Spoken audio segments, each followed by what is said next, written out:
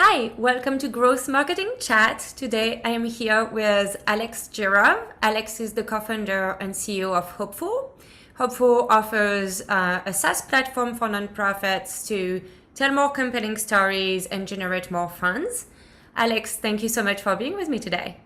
Thank you so much for inviting me, Caroline. I'm excited to chat. Me too. So today we're going to talk about go-to-market strategy for early stage companies. And we're going to talk about experimentations.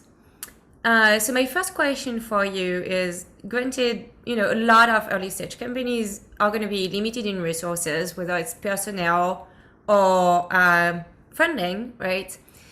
And so we've got to be very deliberate in our go-to-market strategies, right? So what's your approach to creating successful go-to-market strategies for your startup? Absolutely. Well, with Hopeful specifically, we were really approaching a much more advanced niche in terms of technology for a fairly unsophisticated technological sector. The not-for-profit space is eager to have more technology, but it's something that's still learning how to use it properly. So we really had to approach it from a unique perspective.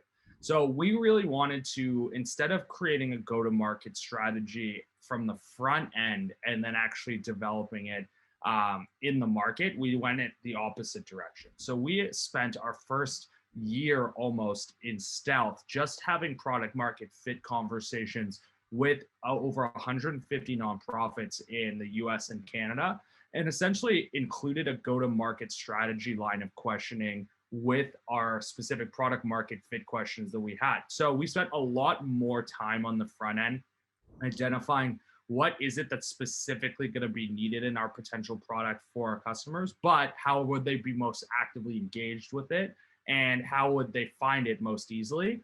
And that really hybrid approach let us grow very, very quickly when we first released, because it gave us a pretty good foundational go to market strategy right out of the gate. That being said, with something we're experimenting all the time in terms of how do you keep pushing the envelope on that go to market strategy, and that is a lot of, I'm sure we'll discuss further today on the experimentation side of things. Yeah. So I love this approach, right? A lot of research upfront to really understand your market, and that influences both your product and your marketing and your sales, I imagine, right? The entire company.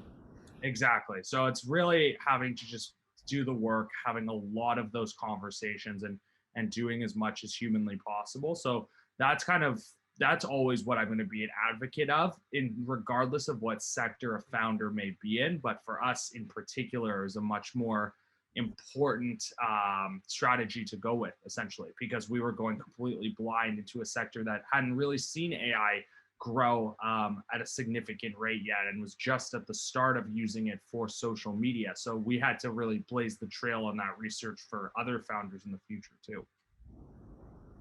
Right. And so you mentioned experiments. Can you tell us more about how you're using experiments when you go to market and why you do it? So on the experiment side, it's something that we weren't honestly that good at the beginning. For us, we were primarily digital marketers, we were salespeople, and we were mainly technology people. But we really didn't have someone on the founding team that was really quite a product person, a person specifically who had been creating experiments and running experiments before. So as a result of that, what we wanted to specifically do is at first we would try to create too many experiments at once, but we didn't really have the resources to go with them properly, so we spreading ourselves thin. Now what we do, and this is one of our biggest changes that made us successful, is really doing um, an all-in approach to what your experiments look like, and especially what the length of time is. So rather than doing an experiment for a week or two, essentially going in all in on a large part of the business in terms of experimenting on it for a month to 2 months.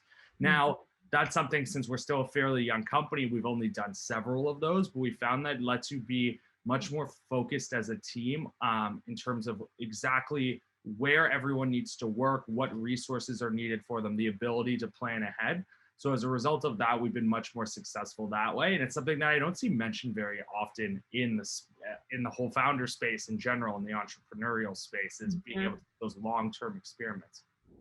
I mean, it's hard, right? Because you have business goals, and they are like usually very timely, right? You don't have necessarily a lot of time to get to them, and you also probably get advice from all different direction, and committing to an experiment and not being like distracted and wanting to do too much.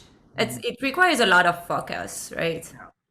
Exactly. So being able to say, essentially set things up, have a week of setup time or more, depending on how extreme you want to get with the experiments, rather than just thinking of something off the cuff, is something that allows for a lot more strategic pivoting that might happen in the early days of a company.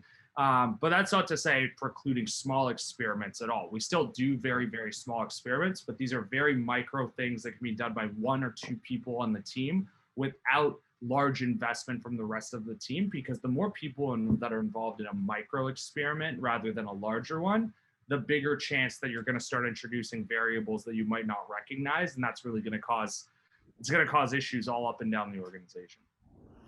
Okay, so that brings another question. How do you choose the experiments you're going to run? Because if you're running them for 1 to 2 months and a lot of your, like, a large part of your team is involved, that reduces how many you can do, right? So how do you select which ones you're going to actually test?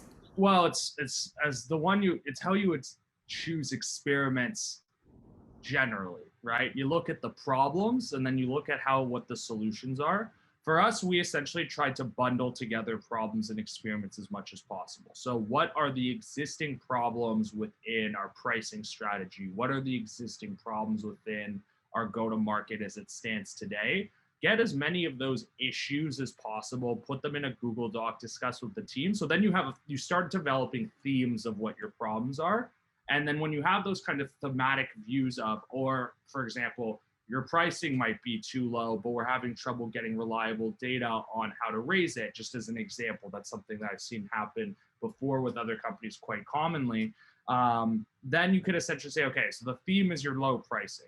What is it that we can do specifically on a pricing front or anything relating to distribution pricing strategy within a grand experiment? So essentially you create these themes of what the issues are with the organizations, you rank them. That's a much more qualitative rather than quantitative assessment of what the biggest problems are. But whatever your number one is, if it's your number one problem, then it's worth allocating that 1 month to 2 months of time. Yeah, great. Well, that's amazing advice, and definitely would help bring some focus to startup companies, which is always really, really hard.